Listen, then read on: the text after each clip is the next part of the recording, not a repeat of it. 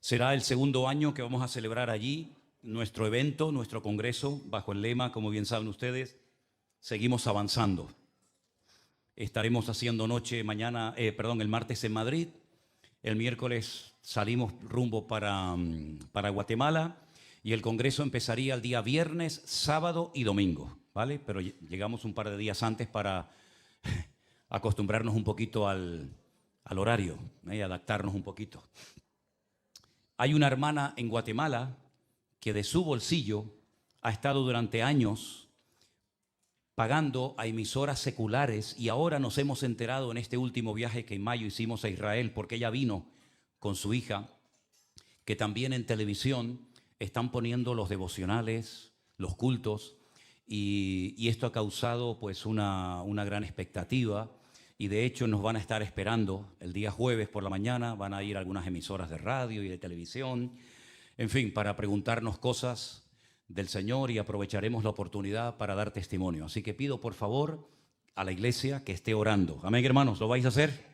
Amén. Por favor estén orando para que el Señor nos guarde en el viaje, que nos use, que nos dé las fuerzas, la palabra necesaria para que los días que estemos allí, que van a ser muy intensos porque vamos a estar prácticamente todo el día en el auditorio que hemos alquilado. Es un sitio muy bonito en la ciudad de Guatemala. Día viernes, sábado y domingo estaremos allí. Probablemente vamos a hacer todo lo posible por retransmitir algún culto en directo, menos el del domingo porque coincide con el de la tarde y no puede ser. Pero haremos todo lo posible, estén atentos al canal de la iglesia de YouTube para escuchar los cultos y ver el ambiente que allí se respira. Ya están todas las plazas llenas. Nos han dicho que no sigamos anunciando porque ya no hay más capacidad para el auditorio, para entrar. Y también pido que estén orando porque una vez que volvamos, estaremos en casa unos días y vamos a tener otro evento también en Holanda. El segundo fin de semana de julio estaremos allí y vamos a viajar desde España y nuestro hermano Max y Carmen también nos acompañarán para estar con nosotros. Y creo que Armando y Sonia también podrán venir para filmar todo. Así es que bueno, damos gracias al Señor por todas las puertas que se abren y seguimos orando por todos los pastores, por las congregaciones. Este mes nuestro hermano Anderson y Alberto van a viajar a Madrid. Los estoy mandando a los dos en esta ocasión. Es la primera vez que van los dos a Madrid, ¿verdad? Y nuestro hermano Marcos por primera vez va a visitar a nuestros hermanos, un grupo precioso que tenemos en Bélgica, en Bruselas. Así que hay muchos motivos para orar, ¿eh? No se cansen de orar, no bajen la guardia, porque nosotros notamos cuando la iglesia está orando por nosotros y también notamos cuando no están orando tanto por nosotros, ¿de acuerdo? Así que por favor estén orando por todas estas actividades, que el Señor nos dé sabiduría y la gracia. Y también ya de paso aprovecho para pedirles oración por el congreso del próximo año. Yo sé que algunos dicen, bueno, pero queda mucho tiempo. No tanto. Créame que ya estamos haciendo todos los preparativos para el próximo año en Madrid, en el Escorial, llevar a cabo el cuarto evento. Ya tenemos a 2 predicadores invitados y probablemente venga alguno más. Nuestro hermano Iván se desplazó el otro día desde Alicante para ver el lugar, ya lo tenemos reservado. Y como siempre, nuestra hermana Saray va a ser la encargada de anotar. Todavía no están abiertas las plazas, pero ya se están apuntando mucha gente, aunque todavía no están abiertas oficialmente. Ah, mira, ahí lo tienen, ¿no? Entendidos en los tiempos. Ese eslogan o dibujo o como sea, entre Mario y Matías lo elaboraron y a mí sinceramente me gustó muchísimo. ¿Les gusta, hermanos? Bueno, si no les gusta ya es demasiado tarde, ¿no? Pero ese es el lema del cuarto congreso, entendidos en los tiempos. Vamos a montar un stand con cosas de Israel. Va a venir un pastor de la ciudad de Beersheba en Israel para compartir la palabra. Él, aparte de eso, trabaja para el Ministerio de Turismo y él va a estar con nosotros probablemente en dos ocasiones. Así que por nada del mundo se tienen que perder el evento del año que viene, porque creo que va a ser muy especial. Todos han sido especiales, ¿verdad? Todos hemos salido muy contentos, muy bendecidos, muy renovados, pero también queremos invitar, y ahora a lo mejor Sara y Priscila me dicen, papá, ¿qué has hecho? ¿Qué has hecho? No digas nada, papá. Bueno, Sarai no me llama papá, ¿no? Pero me refiero a Priscila, ¿no? Hasta ahí podríamos llegar. Todos los que quieran venir de todas partes del mundo, llamen a Sarai, que Sarai les va a dar plaza seguro. Ahí les dejo el problema a Sarai, ¿no?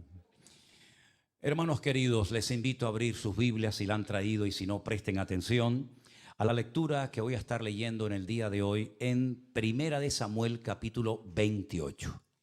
Hay dos libros que tienen el mismo nombre, Primera de Samuel, Segunda de Samuel. ¿Por qué se puso estos números a este libro, ¿no? Si al fin y al cabo es como una historia que una va detrás de la otra.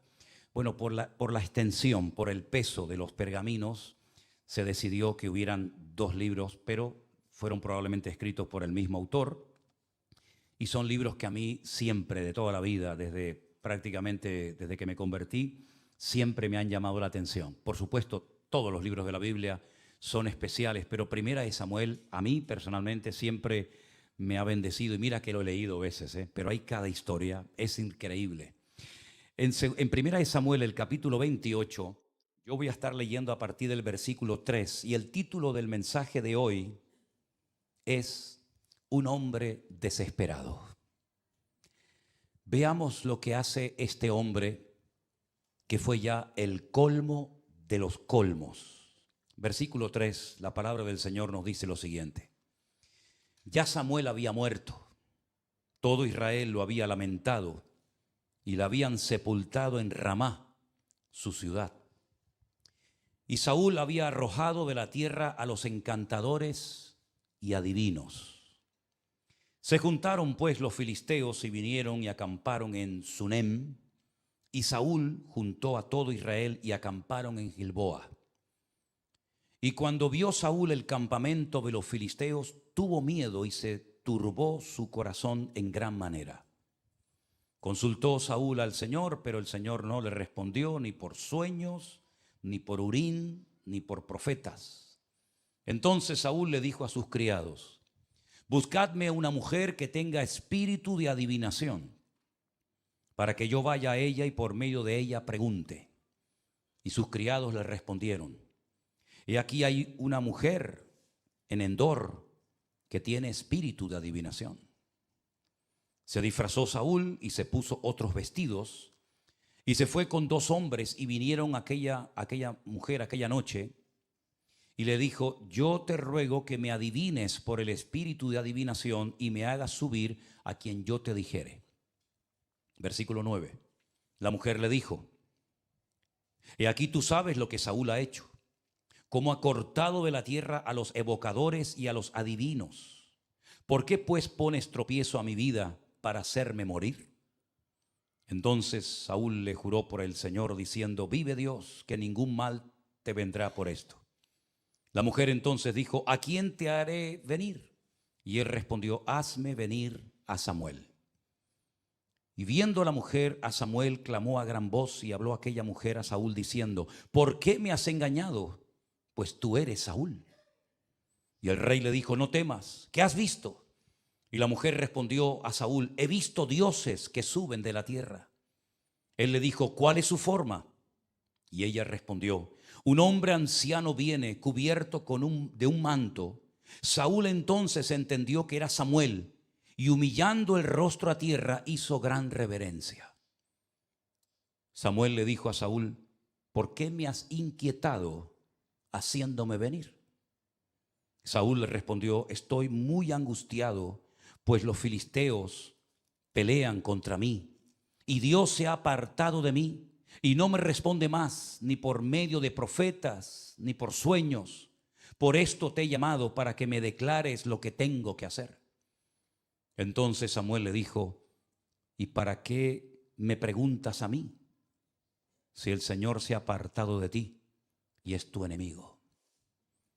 El Señor te ha hecho como dijo por medio de mí, pues el Señor ha quitado el reino de tu mano y lo ha dado a tu compañero David. Como tú no obedeciste a la voz de Dios, ni cumpliste el ardor de su ira contra Amalec, por eso Dios te ha hecho esto hoy.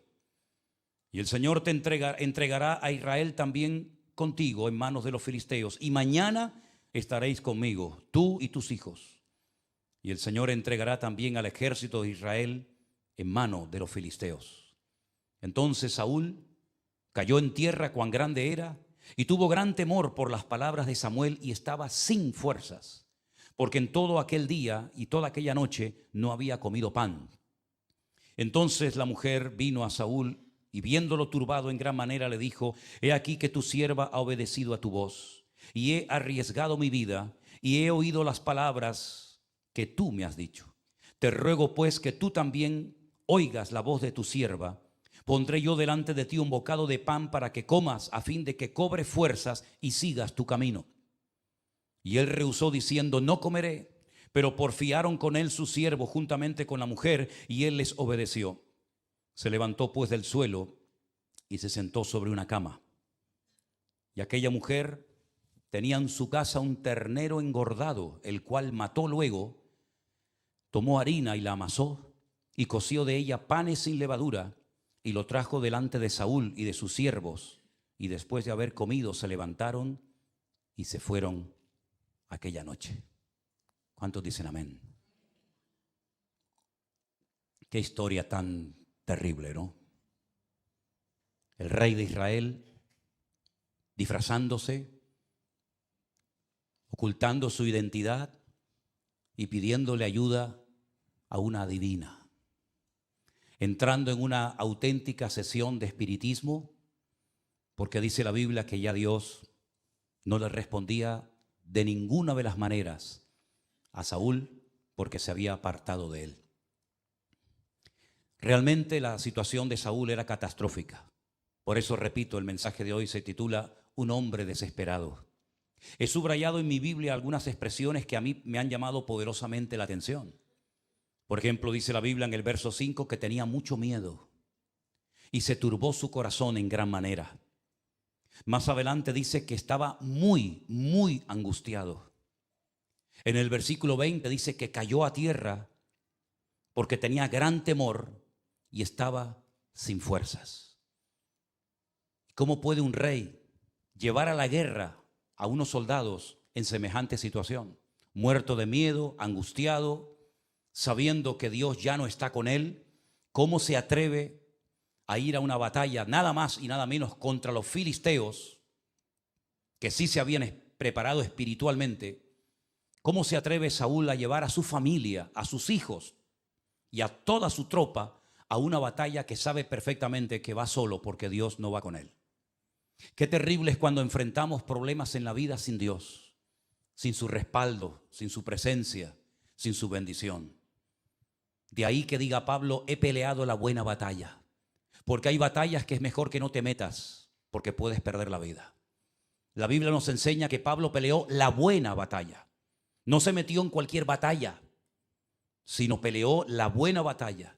Estaba en los lugares que Dios quería que estuviera y hacía las cosas que Dios le pedía que hiciera. Pero cuando nos metemos en terrenos, cuando nos unimos a otras personas, cuando hacemos cosas por nuestra cuenta, corremos un riesgo terrible, terrible. Incluso, no solamente podemos perder la vida, sino sobre todo la salvación o el alma que Dios nos dio para que tuviéramos comunión con Él. Saúl es un hombre que, si lo observas desde el primer momento, desde que sube al trono hasta que muere, es un hombre que paulatinamente, poco a poco, fue cavando su propia tumba. Las cosas que ocurrieron en la vida de Saúl no fueron producto de la casualidad.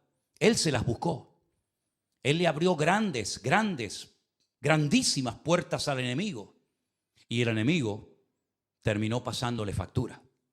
Porque la Biblia dice que el enemigo, Satanás, es un ladrón que viene a hacer daño, viene a matar, viene a debilitar, viene a destruir, viene a apartarnos de Dios, a cortar nuestra comunión con Él. Y eso fue lo que le pasó a Saúl. Porque Saúl era todo apariencia. Saúl era muy imponente por fuera. Pero realmente Saúl, si observamos su vida, si estudiamos detenidamente cómo hablaba, cómo se comportaba, qué decisiones tomaba, cómo reaccionaba ante la presión, ante la crítica, vemos que nunca fue un hombre espiritual. Y dice la Biblia que la gente carnal en lo único que piensan es en las cosas de la carne. Más bien los que son del espíritu piensan en las cosas del espíritu. Por eso cuando observas a una persona, cuando analizas cómo vive, qué es lo que le atrae, a qué dedica el tiempo libre, como dice la canción, qué decisiones toma, cómo se expresa, incluso hasta cómo ora, te das cuenta el nivel espiritual que tiene o que no tiene. Porque la Biblia dice que el hombre natural no es capaz de discernir, no es capaz de interpretar los tiempos, las cosas de Dios. Para él son locura. Más bien para el hombre espiritual todo lo entiende, todo lo comprende, porque tiene un discernimiento, tiene una capacidad no innata, sino adquirida por el Espíritu de Dios que mora en él, de interpretar y de entender el mundo espiritual adecuadamente. Cosa que Saúl nunca hizo. Saúl aparentemente había momentos en los que se arrepentía, pero era mentira. Era un arrepentimiento de dientes para afuera. Era un arrepentimiento falso, pasajero, efímero. No era un arrepentimiento de corazón. Casi le pasó lo mismo a Judas. Cuando él se percata, cuando él se da cuenta de que ha entregado sangre inocente, vuelve en sí cual hijo pródigo. Dice la Biblia que sale corriendo y tira, ¿verdad?, delante de los sacerdotes que le habían comprado su negación, su traición minutos antes, porque él reconoce que está entregando a un ser inocente. Pero se arrepintió delante de los hombres, pero nunca se arrepintió delante del Señor. Y por eso la conciencia era tan acusadora contra su persona, que optó por el camino fácil desde el punto de vista humano, que fue quitarse la vida, y no se dio cuenta de que se metió en un problema mayor quitándose la vida. Saúl nunca se arrepintió delante del Señor. Le pedía perdón aparentemente a David. Cuando David le perdonó la vida en la cueva en Engedi, ¿se acuerdan? Que le cortó el manto y se lo enseña. Saúl se da cuenta de que David lo ama. David podía haberle quitado la vida, pero no lo hizo. Y aparentemente se arrepiente diciendo: hijo mío, David, tú eres más justo y mejor que yo. Pero al día siguiente o a los pocos días estaba otra vez igual o peor. La segunda vez que David le perdona la vida a Saúl es cuando está en medio del campamento tirado y David penetra dentro del campamento, quita la lanza y el frasco de agua que tenía y se va lejos y comienza a llamarlo, y otra vez le dice: te he tenido a mi alcance, te he podido clavarte en tierra, pero te he vuelto a perdonar por segunda vez la vida. Y algunos de tus soldados más cercanos, como por ejemplo el caso de Abner, que era el general de su ejército, y aparentemente otra vez se arrepiente. Las famosas lágrimas del cocodrilo, que mientras la mamá cocodrilo devora a sus crías, le salen lagrimones, pero se los sigue comiendo. Saúl era exactamente igual. Aparentemente se arrepentía, pero no era un arrepentimiento, porque arrepentimiento es cambiar de rumbo. Arrepentimiento no es simplemente conmoverse un poquito las entrañas, sentirte mal, sentirte aludido, sentirte zarandeado por la presión, por la circunstancia. No, arrepentimiento es un cambio de dirección. Y eso nunca ocurrió en la vida de Saúl. Mira, llegó a tal punto a presionar, a obsesionarse con David, que leyendo esta semana en 1 Samuel capítulo 27, déjame que te lea los primeros versículos de este capítulo. David dijo en su corazón, fíjate al punto que llevó a David, lo presionó de tal manera, le amargó la vida a tal punto que dijo David en su corazón: al fin seré muerto algún día por la mano de Saúl. Se olvidó de que había sido ungido para ser el rey de Israel delante de sus hermanos y delante de su propio padre Isaí. Se olvidó de aquello. Se olvidó de que el Espíritu de Dios, desde el mismo día que fue ungido, desde el mismo día que recibió el aceite de la unción sobre su cabeza, el Espíritu de Dios vino a estar con él. Se olvidó de eso. Se olvidó de cuántas veces Dios lo libró de haber sido despedazado por las tropas, por las manos del mismísimo Saúl. Se olvidó de las veces que lo libró cuando Saúl lanzó la lanza para matarlo en pleno palacio y salió huyendo. Se olvidó de todo eso. Y llega un momento que se siente tan perturbado, tan hundido por la presión constante y permanente de Saúl, que dice: como voy a morir en alguna manera, me será mejor fugarme a la tierra de los filisteos. Prefiero irme a vivir con el enemigo. Estoy más seguro con los inconversos que con mis hermanos. Estoy más seguro viviendo en el campamento de los filisteos que en mi propia tierra y en mi propio país. Me voy a ir con los filisteos para que Saúl no se ocupe más de mí y no me ande buscando más por todo el territorio de Israel, y así pueda escapar de su mano. David se levantó pues con 600 hombres que tenía consigo, se pasó a Aquis, hijo de Maoc, rey de Gad, Y moró David con Aquis en Gat, él y sus hombres, cada uno con su familia. David con sus dos mujeres, Ahinoam jezreelita y Abigail, la que fue mujer de Nabal del Carmel. Y vino Saúl la nueva de que David había huido a Gat y no lo buscó más.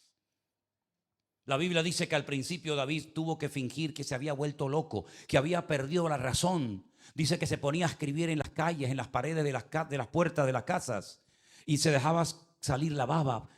Y dijo el rey: ¿no tengo yo suficientes locos que me habéis traído otro loco más? Y dice en el versículo 7: fue el número de los días que David habitó en la tierra de los filisteos 1 año y 4 meses.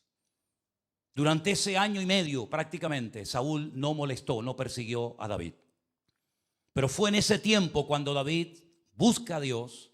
Desde la angustia invoqué al Eterno y el Eterno me respondió. También hubo un momento en la vida de David en la que él también fue un hombre desesperado. Pero la diferencia entre la desesperación de David y la desesperación de Saúl es abismal. Porque mientras uno le dio lugar a la ira, le dio lugar a los celos, le dio lugar al espíritu de muerte, fue a buscar ayuda donde nunca tenía que haber ido, como por ejemplo a la famosa adivina de Endor, David se refugió en el Señor. David se dedicó a buscar la presencia del Señor. David compuso salmos. David se renovó en el Señor. Y David con sus 600 hombres se convirtió en un guerrero que obtenía grandes victorias para el Señor Jesús o para nuestro Dios en el Antiguo Testamento. En otras palabras, cuando tú te encuentres desesperado, cuando piensas que ya no hay nada que hacer, busca al Señor, porque el que busca halla, el que llama se le abrirá, y el que toca la puerta, Dios le abrirá la puerta y le responderá a sus oraciones. ¿Cuántos dicen amén? David también llegó a perder la esperanza. David también dijo: algún día este hombre me va a matar, no será hoy, no será mañana, pero algún día me va a matar, prefiero irme a vivir con el enemigo. Pues te equivocaste, David. Porque dice la Biblia que el Señor siempre protegió a David, y por eso cuando él se da cuenta de que no es huyendo, sino quedándote confiando en el Señor, es cuando escribe aquel salmo que dice: aunque un ejército acampe contra mí, no temerá mi corazón, porque el Señor es mi luz y mi salvación. Amén, hermanos. Así que no importa la situación de desesperación, de angustia, de tristeza, de dolor en la que te encuentres, si buscas a Dios en medio de tu angustia, si invocas al Señor, el Señor te responderá y te enseñará cosas grandes y ocultas que tú no conoces, porque nuestro Dios no está sordo, sino nuestro Dios oye el clamor de sus hijos. ¿Cuántos dicen amén? Si anotáramos y se hiciéramos una lista de todas las oraciones, incluida la circunstancia, el momento, el lugar en el que muchos hombres y mujeres invocaron al Señor, nos llevaría muchas horas elaborar esa lista, o capaz días, semanas o meses. ¿Recuerdan ustedes a un hombre desesperado en el vientre de un enorme pez, a punto de ser devorado por este en lo profundo de la mar? ¿Quién va a sacar a Jonás de semejante situación? ¿Quién va a bajar allí y encontrar a Jonás? Jonás estaba condenado a la muerte. Y dice la Biblia que estuvo 3 días y 3 noches metido en aquel vientre. Porque el Señor Jesucristo dijo que así como Jonás estuvo en el vientre del enorme pez 3 días y 3 noches, así estará el Hijo del Hombre 3 días y 3 noches en el vientre de la tierra. 3 días y 3 noches, 72 horas ahí metido, sin comida, sin agua, sin luz, ahí totalmente oscuras, esperando la muerte que venga de un momento a otro. Pero dice que dentro del enorme pez se acordó de que Dios no solamente oía la oración estando en el templo de Jerusalén, sino que Dios está en todas partes. Y dice que invocó desde la angustia al Señor, y el pez le entró unas ganas, de vomitar, que lo vomitó, y entonces dice que obedeció y se fue rumbo a Nínive, donde tenía que haber ido desde el primer momento. ¿Se acuerdan ustedes Ana? Para que no vayan a pensar que solamente eran hombres quienes oraban en los tiempos de la Biblia, en absoluto. ¿Se acuerdan ustedes Ana, que dice la Biblia que ni siquiera se oía la voz que pronunciaba, no se oían sus palabras? Y aquel pobre sacerdote ya mayor, que tenía menos luz que un mosquito, pues dice la Biblia que la tomó por ebria y le dijo: digiere tu vino. Y ella dijo: no estoy ebria, sino que soy una mujer atormentada, tengo un dolor, tengo una espina clavada en mi corazón y estoy derramando mi alma delante de Dios. Me estoy desahogando delante de mi Señor. Y entonces dice la Biblia que Dios oyó su oración y se levantó y no estuvo más triste. Porque cuando tú oras, aunque todo aparentemente sea igual, el mismo color de la pared, la misma gente en la casa, el mismo país, el mismo barrio, cuando tú oras, tu oración sale de tu habitación, llega nada más y nada menos que a la presencia del Dios eterno, vivo y poderoso, y esa oración no solamente ha sido oída, sino que la respuesta viene en camino. ¿Cuántos dicen amén? ¿Se acuerdan ustedes, hermanos queridos? Cuando Jacob clamaba al Señor para que lo librara de la mano de su hermano Esaú, que quería matarlo, ¿lo libró o no lo libró el Señor, hermanos? No hay ni una sola oración en la Biblia de una persona desesperada, de una persona en angustia, que Dios no haya prestado atención. Aunque parece que en el Nuevo Testamento hay algunas personas que clamaban y el Señor como que hacía oído sordo, el Señor finalmente se detenía y contestaba y obraba y actuaba a favor de esa persona. Y ese es nuestro Dios. El Dios que en medio de la angustia, en medio de la desesperación más absoluta, en medio del caos, del vacío, Dios oye y Dios responde a la oración. Y dice la Biblia que esta es la confianza que tenemos en Él. Que si sabemos que Él nos oye en cualquier petición que le hagamos, sabemos que tenemos las respuestas a nuestras peticiones. Así que cuando tú te encuentres en un momento de necesidad, no vayas a una adivina a pedirle que te ayude. No vayas a un curandero, no vayas a unos de estos que salen en televisión diciéndote te voy a arreglar tu vida, te voy a leer la mano, te voy a echar las cartas, vamos a hacer un trabajo, vamos a hacer esto, vamos a hacer lo otro para que tu marido vuelva, para que él no se vaya con otra, para que tengas trabajo, para que tengas buena salud. Ni se te ocurra meterte en ese camino, ni se te ocurra meterte en ese pozo negro. Porque si Dios no te responde aparentemente desde tu punto de vista, no es porque Dios esté sordo, ocupado o de camino, como le decía el profeta Elías a los sacerdotes de Baal, sino porque Dios a veces guarda silencio, repito, no porque esté sordo, sino porque Dios ha tomado buena nota de tu petición y el Señor, como dice una canción, cuando Él guarda silencio es porque Él está trabajando. ¿Cuántos dicen amén? Así que mis queridos hermanos, no huyas del Señor. No dejes que tu situación se apodere de ti y apague tu fe y te robe el gozo de tu corazón y entres en amargura y entres en tristeza y entres en una desesperación de la cual no sabes salir, porque se puede salir del pozo más profundo, se puede salir de la cueva más tenebrosa, pero ojo, tenemos que aprender a no cometer los mismos errores que cometió Saúl. Y uno de los grandes errores que continuamente cometía Saúl era la desobediencia. ¿Te cuesta obedecer, hermanito? ¿Te cuesta obedecer, hermana? ¿Eres desobediente u obediente por naturaleza? ¿Qué te parece? Están calladitos todos, ¿eh?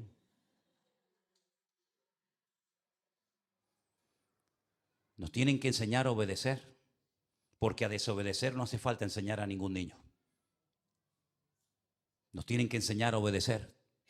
Y nuestro ejemplo de obediencia absoluta, sin lugar a dudas, fue y sigue siendo nuestro Señor Jesucristo, el cual fue obediente hasta la muerte y muerte de cruz.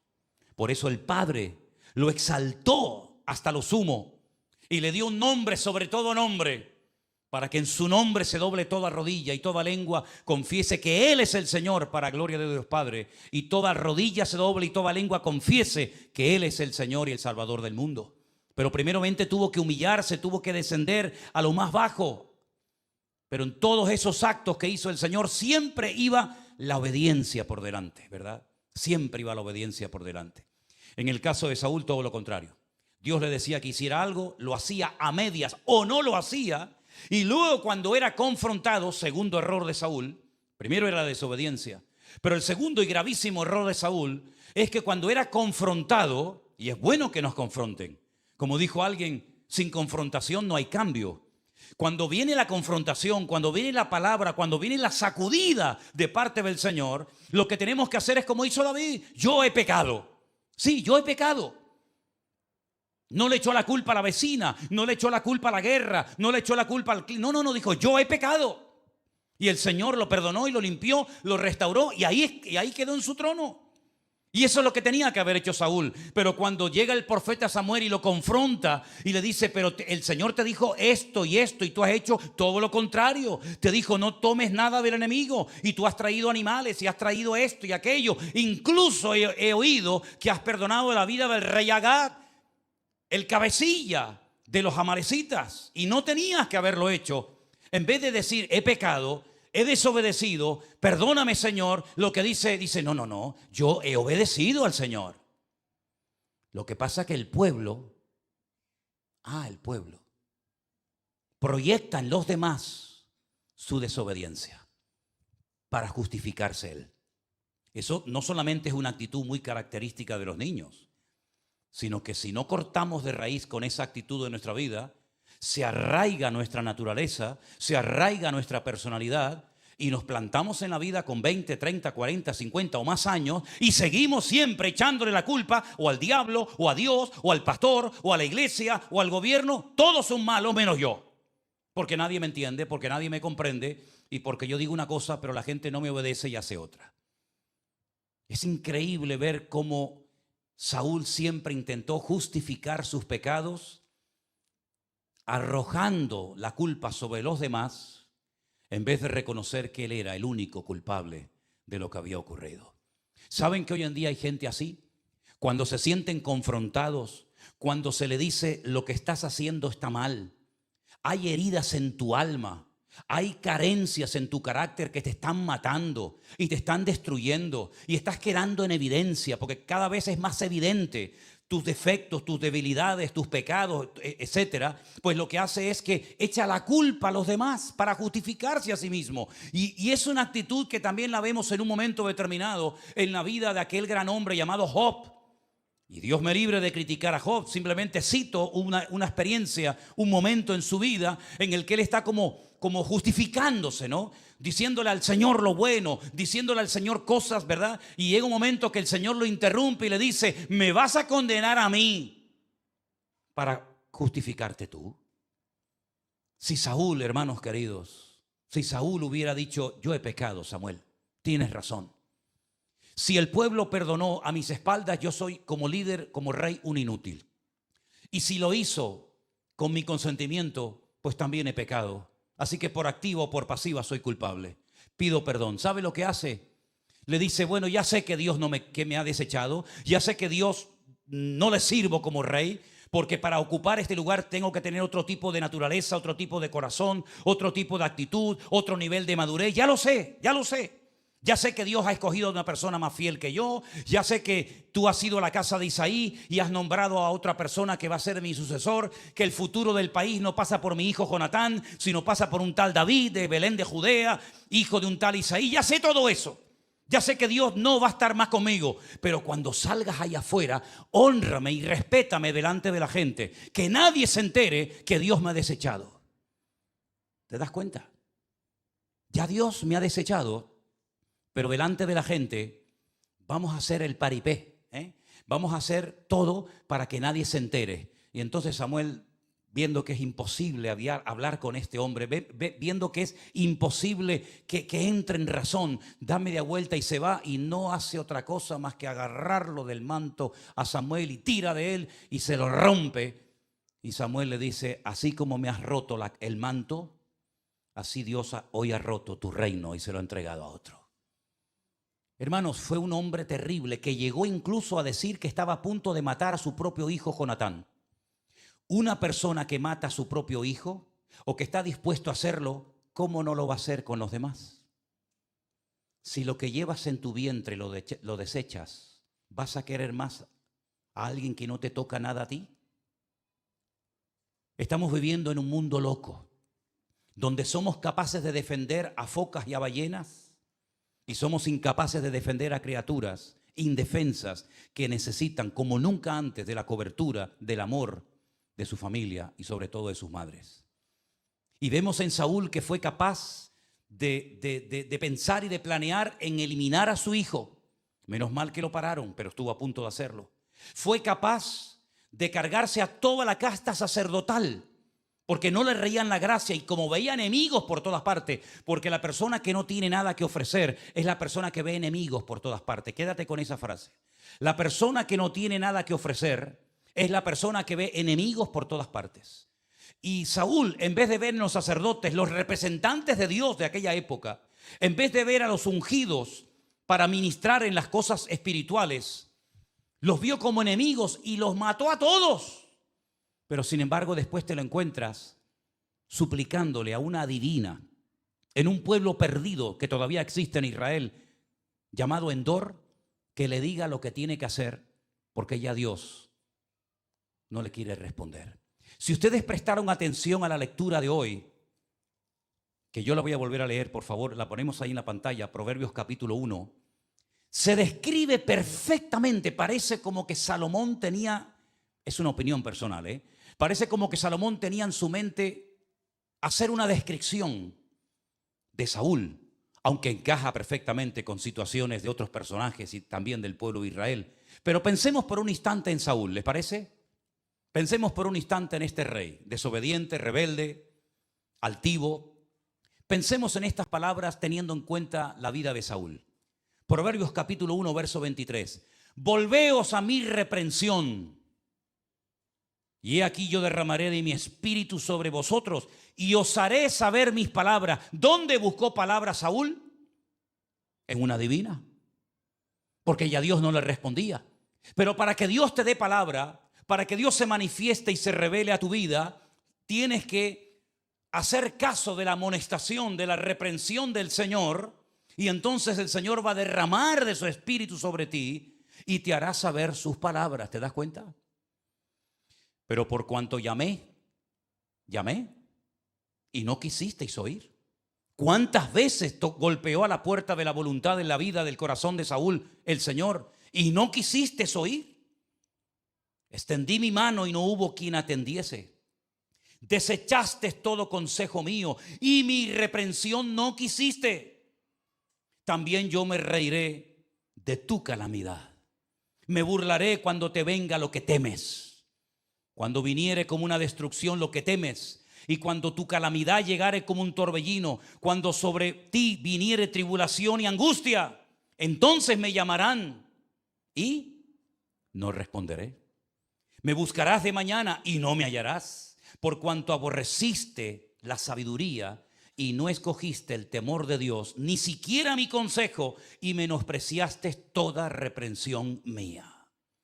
Ya sé que son unas palabras que van dirigidas a la totalidad del pueblo de Israel, pero ¿verdad que parecen que son palabras que se pueden dirigir y que definen y describen a la perfección la actitud del rey Saúl? Pues cuidado, queridos hermanos, porque nos puede pasar a cada uno de nosotros exactamente lo mismo. Si el Señor te habla, no endurezcas tu corazón, dice la Biblia. No lo provoques a ira, porque Dios te puede tratar con amor y con misericordia o con ira. Tú eliges, tú decides qué tipo de trato vas a tener de parte de Dios. Un trato amoroso, de gracia, de misericordia, de perdón, de restauración, ¿verdad? O estás provocando a Dios, porque a Dios se le puede provocar, y lo vas a provocar de tal manera que te estás cavando tu propia tumba, como lo hizo Saúl, y al final vas a sufrir las terribles consecuencias de tu pecado, de haber abierto puertas a cosas que nunca tenías que haberle abierto puertas. Y para colmo, cuando te amonestaron y te llamaron la atención, no te arrepentiste. Entonces dice, el día que me invoques, yo no te voy a oír. Y el día que me busques, no me vas a encontrar. ¿Por qué? Porque cuando te hablé, hiciste oídos sordos. Cuando te reprendí y te exhorté, no prestaste atención. Por lo tanto, vais a experimentar las consecuencias de vuestro pecado en vuestras vidas.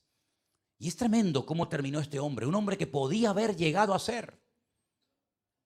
Y ahí lo dejo en punto suspensivo, ponga cada uno lo que quiera. Un hombre que podía haber llegado a, pero no llegó a nada. Al final murió amargado, al final se quitó la vida, exactamente igual que hizo Judas, que vio al maestro, escuchó al maestro, viajó con el maestro, comió con el maestro, estuvo con él años, por la mañana, por la tarde, por la noche, pero al final, por no querer cambiar, por endurecer su corazón, por darle lugar al amor al dinero, que es la raíz de todos los males, terminó quitándose la vida en la ciudad de Jerusalén. Bueno, pues este hace exactamente lo mismo. Tuvo nada más y nada menos que la ayuda incondicional, el apoyo de Samuel el profeta. Un hombre de Dios que durante 40 años, y si alguien, quiero decir esto, si alguien amó, si alguien apoyó y si alguien quería de verdad a Saúl, ese era Samuel. Porque Samuel, incluso sabiendo que ya Dios lo había desechado y que Dios había escogido a David, todavía seguía llorando y todavía seguía sufriendo y orando por Saúl, hasta que un día el Señor le dijo: ¿hasta cuándo, Samuel? ¿Hasta cuándo vas a estar así? Cuando yo te he dicho que ya lo he desechado y he escogido a otro siervo mío. Así que Saúl no puede decir: es que nadie me ayudó, yo no sabía, como dicen algunos. No, tú sí sabías, Saúl. Sabías perfectamente, porque nada más y nada menos que tenías al varón de Dios, al hombre de Dios, al lado de tu casa. Él te dio consejos, Él te dio palabra, Él te dijo lo que tenías que hacer, lo que no tenías que hacer. Hasta te dijo cuántos días tenías que esperar. Y todo lo hiciste a tu manera. Lo rompiste todo, teniéndolo todo. Cuando uno estudia la vida de Saúl, la verdad es que yo durante años sentí mucha pena por Saúl. Te lo digo de verdad, El otro día hablábamos en casa y decíamos: qué pena, ¿no? Qué pena de Saúl. Pero ¿sabes qué? No me da ninguna pena. Lo lamento. No me da ninguna pena. Pena me dan y tristeza aquellos que nunca tuvieron oportunidad para cambiar. Pena me da aquellos que están tirados y nadie se ha ido a acercar a ellos a hablarles del amor de Dios. Pero aquellas personas que tuvieron el mundo en su mano y lo rompieron en 1000 pedazos, lo que me da es dolor y rabia de ver que hay personas que, si hubieran tenido la mitad de lo que tú tuviste, podían haber llegado a ser grandes hombres de Dios. Y tú tiraste por la borda, al cubo de la basura, todas las oportunidades que el Señor te dio y no valoraste nunca nada. Hermanos queridos, Samuel se crió en un ambiente de inmoralidad, en un ambiente de corrupción, donde en el tabernáculo donde se crió con Elí y con sus 2 hijos, Ofni y Fines, todas las noches se hacían cosas terribles delante de los ojos de aquel niño. Y el padre no le llamaba la atención, y ahí estaba Samuel viendo aquellas barbaridades que allí se cometían. Pero dice la Biblia que Samuel nunca dejó caer a tierra una palabra de Dios. En otras palabras, valoró. Hay que encender el candelabro, allí iba Samuel. Se acabó el aceite, allí iba Samuel. Hay que cerrar la puerta, cerraba la puerta. En otras palabras, una persona diligente, una persona atenta, una persona que oía la voz de Dios y ahí respondía. Y se crió en el peor ambiente. A mí no me gustaría nunca que mis hijas o mi nieto ni los hijos de ninguno de ustedes se criaran en un ambiente de perversión, de promiscuidad sexual, de mal testimonio como el que se crió Samuel. Pero eso no le sirvió como excusa a Samuel para decir: yo también voy a ser un degenerado, yo también voy a pecar, sino todo lo contrario, voy a comportarme al revés del mal testimonio que me están dando. Y llegó a ser un ejemplo a Ofni, a Fines, a su padre, a Elí, porque es un hombre que amaba al Señor y buscó al Señor en medio de la depravación en la que le tocó vivir. Pero este Saúl, que lo tuvo todo, que era un don nadie, que nadie sabía de él, y que el Señor lo tomó y el Señor lo puso en el lugar más importante, de mayor preeminencia en el país. Le pone el Señor a Samuel a su lado, le da palabra, lo instruye, lo ayuda, lo ama, lo ora por él cada día y no valora nada. La verdad que es una tragedia lo que pasó con esta persona. Yo no sé si es 100% bíblico lo que voy a decir ahora. Tal vez es una simple opinión personal. Pero yo creo que en muchos de nosotros el Señor se ha fijado porque ve que en nosotros, por supuesto con su ayuda, hay un potencial tan grande para hacer grandes cosas para su reino. Por supuesto para su honra y su gloria. Pero ¿qué estás haciendo con tu vida? ¿Qué estás haciendo con tu vida? ¿La estás invirtiendo en aquello para lo cual naciste? ¿Estás invirtiendo tu tiempo, tu vida y tus recursos en aquello para lo cual el Señor te salvó de la vida y te libró de la muerte? Porque a mí el Señor me libró de la muerte, Y probablemente aquí haya personas que, si no hubiera sido por la misericordia de Dios, porque Él decidió allí en la eternidad decir: un ratito más, un par de añitos más, a ver lo que hace con este regalo. ¿Qué estás haciendo con tu vida? Si estás vacío, si estás, como dice aquí, turbado en el corazón, angustiado, en gran temor y sin fuerzas, es porque a lo mejor no estás haciendo la voluntad de Dios en tu vida. Porque es verdad que uno se cansa. Mentiría si dijera lo contrario. Pero dice la Biblia, diga al débil, fuerte soy. Y dice la Biblia que aún en la vejez fructificarán, estarán vigorosos y verdes para anunciar las virtudes de aquel que nos llamó de las tinieblas a su luz admirable. Cuando hay una permanente angustia, cuando hay un permanente cansancio, cuando hay un permanente vacío, querido, analiza tu vida. Pregúntate lo que estás haciendo con tu vida. Porque yo prefiero cansarme y reventarme para Dios que cansarme y reventarme para lo que no es de Dios. Y al final no hice aquello para lo cual el Señor me asió, para ver si lograba alcanzar aquello para lo cual el Señor me llamó. Así que no terminemos nuestros días como Saúl, que teniéndolo todo, no hizo nada. Hermanos queridos, nosotros, ¿saben? Lo tenemos todo. Tenemos aquí toda la Biblia. Si quieres vivir en angustia, en depresión, en amargura, quejándote, allá tú. Pero aquí tienes la medicina, el antídoto perfecto para cada día de tu vida. Aquí tienes la respuesta por escrito de Dios en tu propia lengua, en tu propio idioma, para que sepas en todo momento lo que tienes que hacer y, por cierto, también lo que no tienes que hacer. Además, por si esto fuera poco, somos morada del Espíritu Santo de Dios, el cual mora, el cual vive en mí permanentemente. ¡Qué privilegio! Tenemos el poder del nombre de Jesucristo. Nombre sobre todo nombre. Tenemos la iglesia que Dios nos ha dado. Miles y miles de hermanos en todas partes del mundo que oramos los unos por los otros cada día y nos cubrimos las espaldas. Tenemos enseñanza, tenemos internet, tenemos tantas cosas. Aprovecha y valora todo lo que Dios te ha dado y no eches a perder tu vida por tomar malas decisiones o juntarte con malas compañías. Y quiero terminar diciendo algo. ¿Qué testimonio? ¿Qué ejemplo le dio el rey Saúl a una divina de Endor? Cuando ella misma le dice, me has engañado.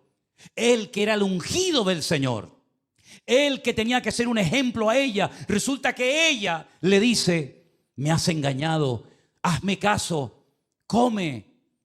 Qué tremendo cuando los inconversos le dan ejemplo a los creyentes, ¿eh? Qué terrible cuando la moral y la conducta de inconversos es más elevada, tienen una vida más digna moralmente hablando que la vida de muchos que se llaman cristianos. Que Dios nos ayude, amén, hermanos. ¿Estáis de acuerdo en que debemos de orar para que no caigamos en los errores de Saúl? ¿Estáis de acuerdo? Si alguien está de acuerdo y quiere poner en práctica este mensaje, póngase de pie, solamente si está de acuerdo en ello. Si no, no pasa nada. Si usted no quiere caer en la trampa, si usted no quiere caer en los mismos errores, pecados y debilidades de Saúl, pidámosle junto al Señor que nos dé fuerzas para que no nos pase lo que lamentablemente a este hombre le pasó por desobediente y por no querer poner en práctica la palabra de Dios en su vida.